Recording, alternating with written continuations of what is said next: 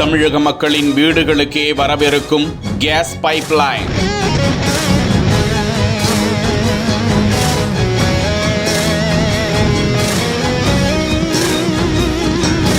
Pipeline கொண்டு வரப்பட்டால் விலை குறையுமா?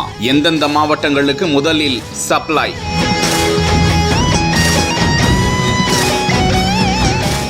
தமிழகத்தில் 17,000 வீடுகளுக்கு குழாய் வழித்தடத்தில் இயற்கை எரிவாயு விநியோகம் செய்யப்படுகிறது. இது 2030ஆம் ஆண்டுக்குள் 2,20,00,000 வீடுகளாக உயரும் என பெட்ரோலியம் மற்றும் இயற்கை எரிவாயு ஒழுங்குமுறை வாரிய தலைவர் அனில்குமார் ஜெயின் தெரிவித்திருக்கிறார். ஐரோப்பிய நாடுகள், அமெரிக்கா, ரஷ்யா போன்ற நாடுகளிலும் பைப்லைன் எனப்படும் குழாய் வழித்தடத்தில்தான் இயற்கை எரிவாயு விநியோகம் செய்யப்பட்டு வருகிறது. இது பெட்ரோல், டீசல், நிலக்கரி, LPG எரிவாயு ஆகியவற்றுக்கு மாற்றாக பயன்படுத்த திட்டம். இயற்கை எரிவாயு சுற்றுச்சூழலை பாதிப்பது இல்லை. மற்ற எரிபொருளுடன் ஒப்பிடும்போது செலவும் குறைவு. உலக அளவில் இயற்கை எரிவாயு பயன்பாடு 25% உள்ள நிலையில் இந்தியாவில் 6% உள்ளது. வரும் 2030ஆம் ஆண்டுக்குள் இயற்கை எரிவாயு பயன்பாட்டை அதிகரிக்க மத்திய அரசு திட்டமிட்டு நடவடிக்கை மேற்கொண்டு வருகிறது. கச்சா எண்ணெயில் இருந்து LPG கேஸ் தயாரிக்கப்படும் நிலையில் இது 100% இறக்குமதியை சார்ந்துள்ளது என்றும், இயற்கை எரிவாயு 50% உள்நாட்டில் கிடைப்பதாகவும், மீதம் 50% தான் வெளிநாடுகளில் இருந்து இறக்குமதி செய்யப்படுவதாகவும்,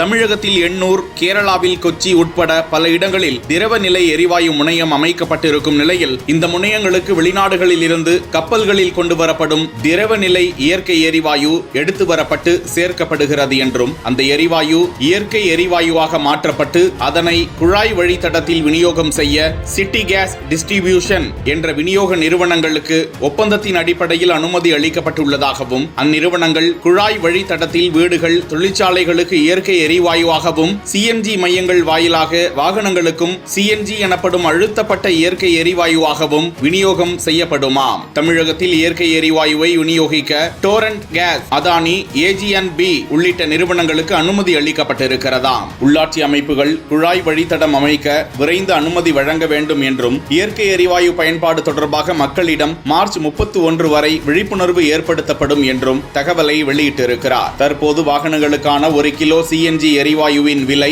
88 ரூபாய் 50 காசுகள். பெட்ரோல், டீசலை விட குறைவு. எனவே கார், ஆட்டோ வாகனங்கள் அதனை பயன்படுத்தி வருவது குறிப்பிடத்தக்கது. இந்த திட்டத்தில் சென்னை, திருவள்ளூர், காஞ்சிபுரம், செங்கல்பட்டு, கடலூர், விழுப்புரம், திருச்சி, மதுரை, தூத்துக்குடி ஆகிய மாவட்டங்கள் வழியாக குழாய் வழித்தடம் அமைக்கப்பட்டு வருவது குறிப்பிடத்தக்கது.